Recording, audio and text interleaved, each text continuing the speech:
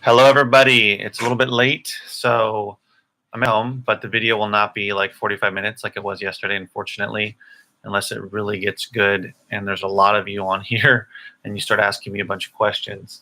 But yeah, I gotta make dinner and put the kids to bed and everything. So, um, so it's not going to be too long. But I just wanted to talk about. All right. Okay. All right. I wanted to talk about some CDs that I pulled from a Gaylord. These are not all of the higher price CDs because I have a bunch more down here that I just can't go through because I don't want to pull them all out. But I found 7 here, and I thought it might be fun and exciting to go through some of them. Maybe helpful, maybe not, I don't know, but hopefully helpful to somebody out there who is looking for CDs. If you cannot sell CDs on Amazon, which I know is a lot of people, then maybe you can try to sell, you can probably sell some of these on eBay for sure. You might not get as much money for them, be able to price them as high, but it depends. Sometimes you can, and there's a lot of CDs that I find that I cannot sell for a profit or much of a profit that I don't bother with on Amazon, but that will sell for really good money on eBay. Usually those are pretty rare titles that have some sort of big following, cult following type of thing. There's not that many copies, that type of deal. I meant to make a video last week about it because I sold 2 high price CDs on eBay. I can't remember now. One was $20, but then I sold one for like 40 something dollars, and then I sold one, I'm not kidding, for $69 like a day after I listed it. It was this Disneyland super rare CD. There weren't any copies available, and I wonder if I would list it for $100 if they would have bought it. Probably would have, but anyway. So here's the first one. So the first one is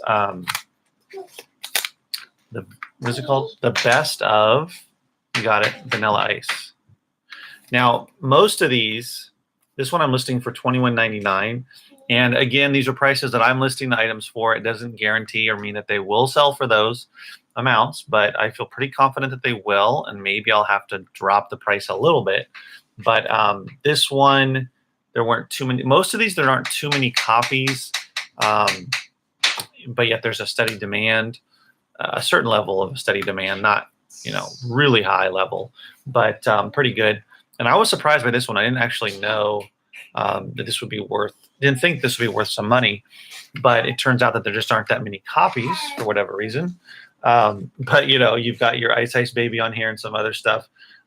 So that one I'm going to list for $21.99. And also most of these, if not all of them, but I think most of them do not have any. Either have no other FBA offers or have maybe one at most, I believe. And then this one is Aretha Franklin 30 Greatest Hits, which makes sense because she died recently. So a lot of her stuff, whether they're CDs or books or whatever they may be, various things that people can sell, T-shirts and whatnot, I guess. But especially her music and some of the probably books about her. There must be some out there. The prices went up a lot. So this one I'm listing for $34.99. The prices I think were all over $3, I believe, even for merchant fulfilled. So I'll send this in the next probably week and a half, and I'm pretty confident that the prices will still be pretty high because she was such an iconic entertainer and singer. But you never know. The prices could go down a little bit, but we'll see. And then this one was for the same price, Pandora. It's a Spanish language one, Con Amor Eterno, and I don't know anything about this group, but I'm going to list this one for $34.99. And this one's in very good condition. I think, like I said, most of these there's going to be a steady demand, and there's not going to be very many offers at all, if any FBA, but just even merchant fulfilled. This one, of course, I've heard of her, but I'm not too familiar It's Patty Smythe, and Never Enough is the CD. I don't know if this was her first one. She looks pretty young. This one I'm going to list for $39.99, and this was another one. Let me actually look it up so I can have more to talk about. Going on to Amazon right now. I'm going to look up this one and see exactly how many.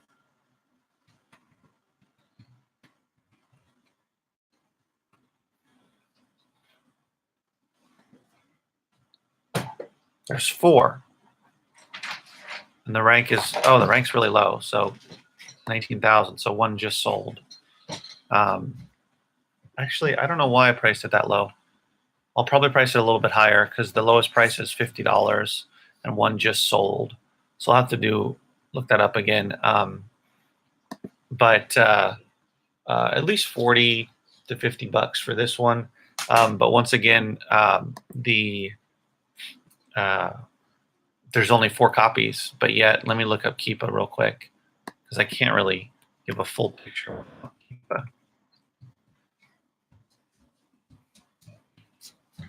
Oh, what are you doing? Okay. Okay, so one apparently sold recently, but it doesn't show yet. But in the last 3 months, 1, 2, 3, 4 sold. That's why I priced it a little lower because they were selling for a little bit lower price. Over the last year, though, it sold a lot of copies. So that's one. That's the reason why I priced it lower. But because it just sold, maybe I'll price it a little higher. Here's another one, Leonard Skinner, Gold and Platinum. This one I was surprised by. Blue. Yeah. This one I was surprised by. Well, I guess not because of the group. Hey, Terry. Well, there's 5 of you now, so that's good. Last night I got up to like 21 viewers or so, which was pretty awesome, but I'm glad anybody shows up to watch. I made this video a little bit later, so people that are 2 or 3 hours away and time difference might not be up to watch it. So this one is $44.99. List that one. And then I have good old John Denver, Greatest Hits. This is a double. The other one was a double CD. Actually, this one has 3 discs. I just found this one today. I just scanned this one today, and I'm gonna list it for $59.99. I'm gonna look it up again because I want to see, just to let you guys know. Whoops, John.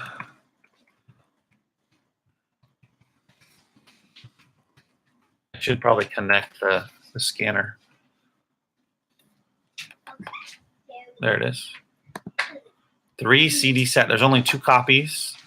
The current rank is 146,000, which doesn't mean much in and of itself.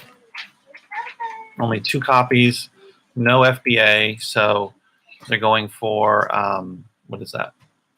$63 is the lowest price.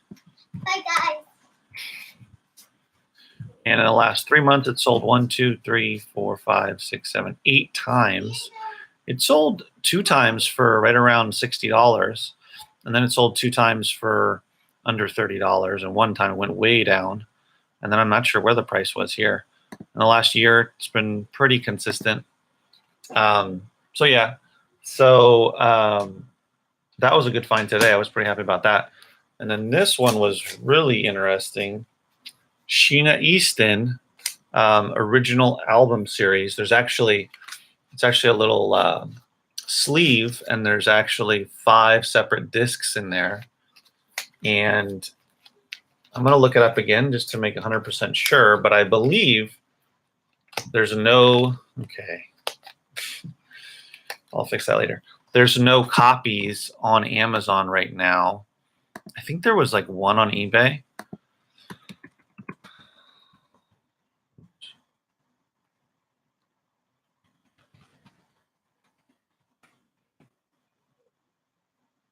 Yeah. Oh no. Let me see what year this is. 2014.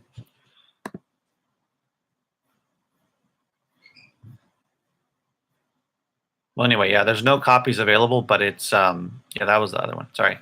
Okay, I'm just trying to find the right listing. Da-da-da.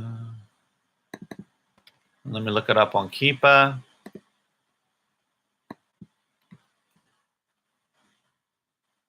It sold in September, the beginning of September, for what looks like $109. And then it sold that sold another time in June, but there's no price for it, which I don't understand why.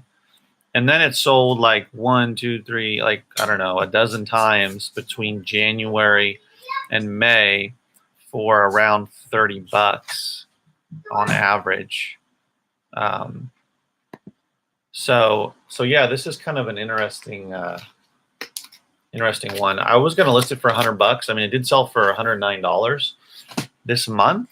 So someone is willing to pay that kind of money for it. And it's worth it for me to list it higher, around $100, and see if someone will buy it. Yeah, so those were the 7. I know that was super fun and exciting. Most of the CDs, oh no, what am I saying? Most of those are more rare. There's just less copies available for that type of stuff. I mean, you know, for something that's in the like 20, 25, maybe up to 30 range, there might be more copies. But when you start getting over like $40, $50 for a CD, it's usually, there's just not going to be very many copies. Typically on Amazon, there's going to be like 5 or less, usually 2 or 3 kind of a deal, usually no FBA offers. But if I see even over a whole year that it's sold like half a dozen times, and I can see that the price that it sold was pretty good, was pretty high, then I feel like it's going to be worth it to send it in, especially considering that CDs are so inexpensive to store for those first 6 months. And then of course the long-term storage fee kicks in.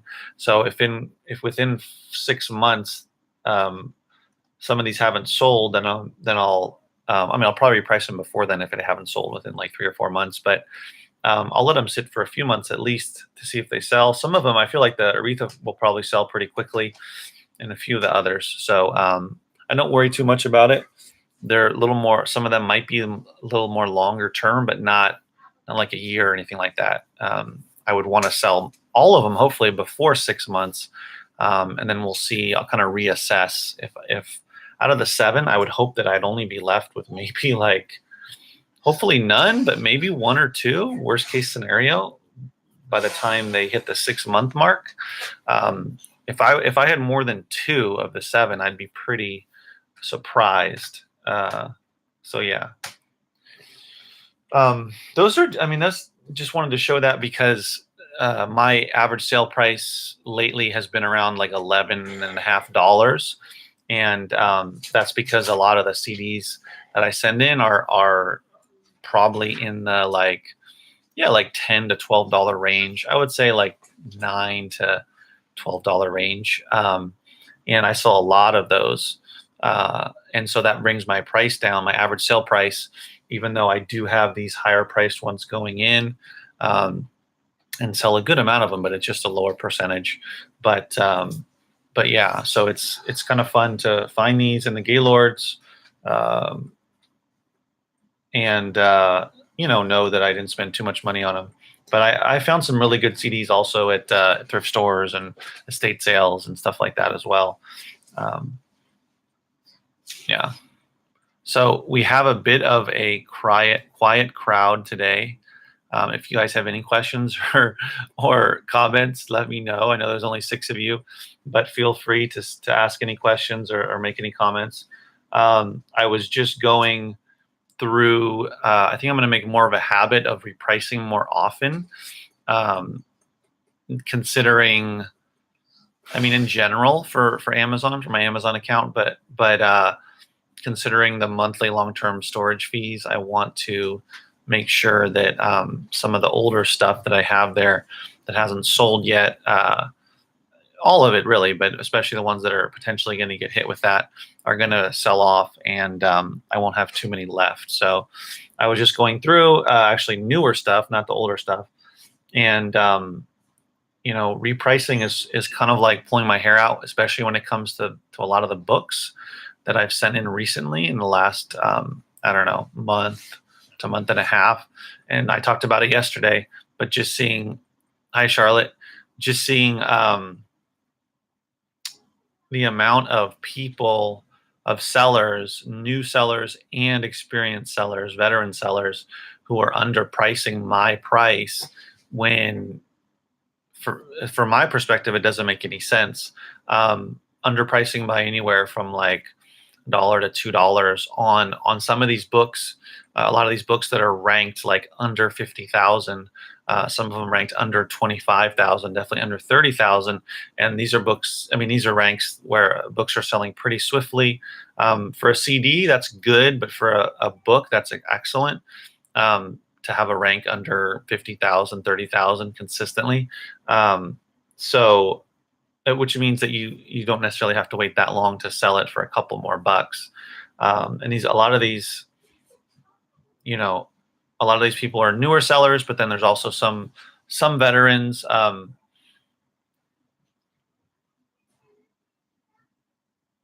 Yeah. As far as I forgot what I was going to say. Yeah, so it's a variety. When it comes to CDs, I see there's one person in particular that's been driving me crazy as I've been repricing. Adelphi and Cork.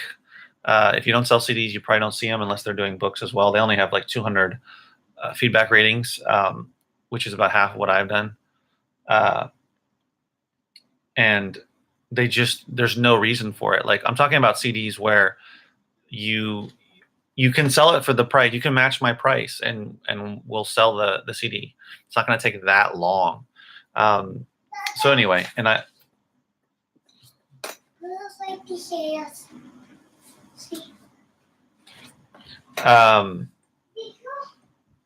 Yeah. So kind of the what ends up happening is it's either when I see like one of them, I saw like 4 or 5 people under the price that I had listed the book at, and the question is, do I drop my prices down? Yeah, I know. Do I drop my prices down to where they are so I can sell mine quicker and make a little bit of money, less money, but some profit, or do I wait for them to sell off and then I'll get my sale?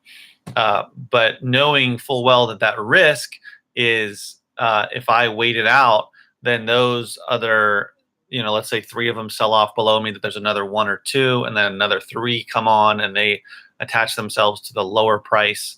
And it's kind of this endless cycle.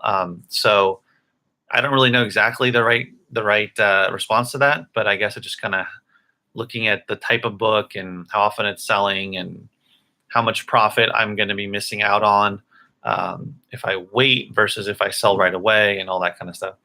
I know I'm trying to be logical, but there's got to be some logic behind some of these sellers. Either they're manually doing it or their repricer is set to automatically undercut the lowest FBA price by $1 or something like that. I don't know, because some of them I see them doing it consistently. But thankfully, there's enough CDs, enough books to resell and flip that this problem is not big enough to where it's no longer worth it to do Amazon or to do FBA specifically for books and CDs. But just I see with books, because there's so many new sellers and they just don't know what they're doing, or they just don't like to make as much money. So I just, it just seems crazy to me. Terry says he was out all day today and only found 18 books worth listing. Everything had been slashed to the bone as far as selling prices go. I'm wondering if these lower prices that you saw have to do with what seems to be a slowdown in these first few weeks of September. Where are we now? Well, it's already September 18th, so we're already into the middle and heading towards the latter part of the month. So I don't know how long it's going to last, but That might have something to do with it. That because of the slower sales, people are lowering their prices, hoping that they'll make more sales. I don't know. I'm guessing, but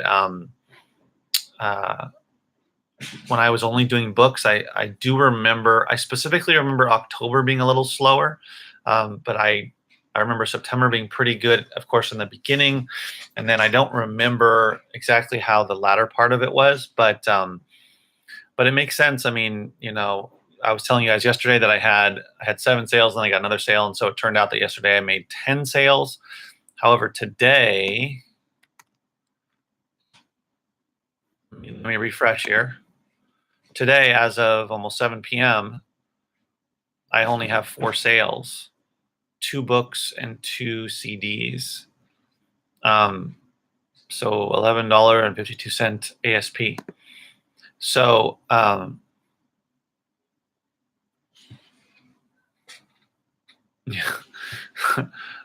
so I was glad. I mean, I was glad yesterday that I got up to 10 sales, but today I'm only at 4, and I have 5 more hours to go in the day. So tomorrow's video, I'll let you guys know how it went.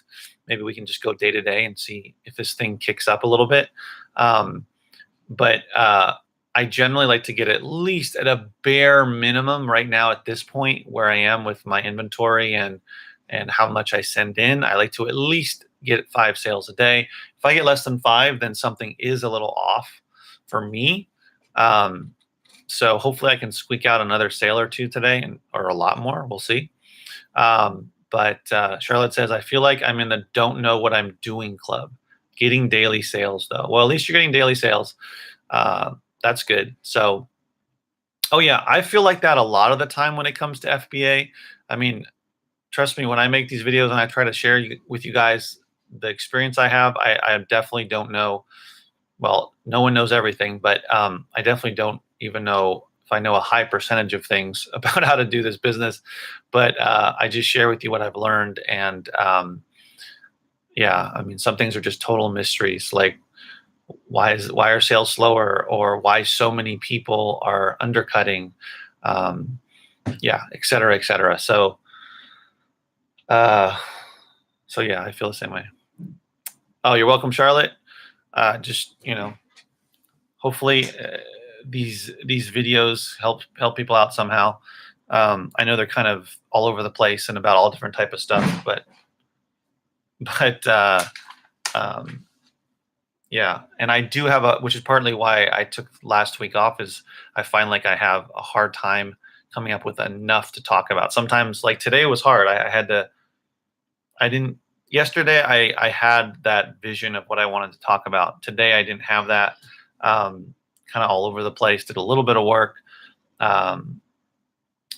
Anyway, and I had to sit down and think about, well, what is something I could talk about? And I thought, oh, well, why don't I pull out some higher price CDs that I pull out of the Gaylord, because some of them look like they're pretty good, and blah, blah, blah. So yeah, sometimes I get struck with an idea about what I could talk about that could be interesting or insightful. So there's 9 of us here.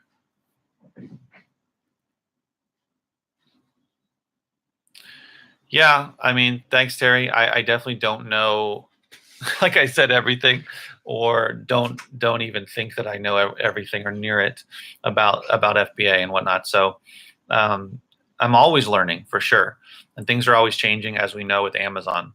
Whoa, we went from 10 viewers down to 8. I guess 2 people did not like it. But anyway, I find that funny. So yeah, I guess the thing about making live videos that always frustrates me is I get to a point to where I feel like I don't have much else to offer. So I just quickly end the video. And that's kind of how I feel right now. And it's a little late. So I appreciate you guys watching. If no one else has any questions or comments, thank you. I'll see you guys tomorrow. And anybody that watches this later on today or tomorrow, whatever it may be, leave any comments if you have questions or anything. And again, my email, I didn't check it. Let me check it again to see if anybody. My email is marshallbookman@gmail.com. And you can email me if you have questions or whatever it may be. No one else. So yeah, email me at marshallbookman@gmail.com. That's my business email from here on out. We'll see how far this whole Marshall Bookman goes. Charlotte asked me, do I send in books that only make a few bucks? Yes. So do you mean literally $2? So for CDs, my cutoff in general is $6.99, which means I'll make about $1.50 or 60 after everything, roughly. Excuse me. And those are only CDs that sell really quickly. I've even stopped sending in very many of those. It's almost on a whim sometimes where I'm just like, oh, just send it in, make the $1.50, get it out of my hair, move on. I used to send in a lot of those, and because of the new fees and all that, what I'm trying to do is find an outlet where I can sell some of these CDs at like the flea market or whatever it ends up being, so that I can make a little more money than I would make on FBA with those really, really lower priced ones. So yeah, I only send in CDs or books that I'll make, let's say, $2 to $3 on, that will sell quickly or should sell quickly. But of course, especially with books, as I'm sending in books that I feel will sell quickly, and then all these people are undercutting me, and everybody's just, it's screwing up everybody or most people. So I'll probably be a little more hesitant about sending in books that are lower priced that are only going to make me $2 or $3. But with CDs, there's a little less competition. There's still people that are going to undercut me, but a $7.99 CD, I'll send in. I try to stay above $8 for CDs. Yeah, bottom feeders. And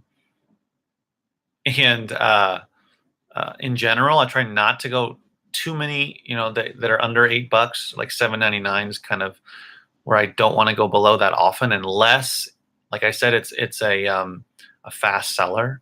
So I'm always kind of debating about whether I should send a CD in. That's why if I can find a good way to sell off these CDs that I'm only making $2 off of, if I can sell them for $3 at a flea market, if I can consistently go to something like that, before I have my own place to sell stuff, my own location, then I might consider just, not setting those in. But it just kind of depends on how I feel. When it comes to books, though, I mean, I'm probably going to have to, reconsider sending in some of those lower priced, faster selling books, just because depends on what they are. Depends on how fast they're selling. If they're books that are ranked under like 10,000 and the one's ranked under 5,000, then for sure I would be more likely to send it in, knowing that so many copies of those are going to sell that I'll probably won't be sitting there very long. That's another good point. As I was repricing, there was at least one. I didn't reprice that many. I repriced like, I don't know, 30, 40. And I saw at least one, maybe two, but for sure one where Amazon had dropped their price for a CD. I had mine at like $12 or $13 and they dropped it down to 10 and change. So I had to drop it below that. Otherwise it's not going to sell unless Amazon suddenly bumps their price back up, and I'm not going to wait for that. So that happens as well, unfortunately. I had another one, a really popular CD, and Amazon dropped their price so low that I can't undercut them because I'll make less than $1. So that one I just left alone for now, and I'll have to go back to and take a look at Keepa and see if historically they've gone down that low and for how long and that type of thing. And that's happened to me before. It's super frustrating. I don't know why Amazon does it. I'm assuming it's just an algorithm, which is, of course, built by a human being. But I don't really, Amazon has a lot more, algorithm employees or researchers or whatever you want to call them, engineers, that's what they do. And so I don't know. There's a reason for it, but they're undercutting a lot of their third party sellers. But when did they ever care about that? So anyway, yeah. I mean, Terry says he's staying about 70. If Amazon is less than $17, he doesn't buy it. Yeah, it happens. So I got to go, guys. Thank you very much for tuning in, and I will see you tomorrow. And as always, keep booking.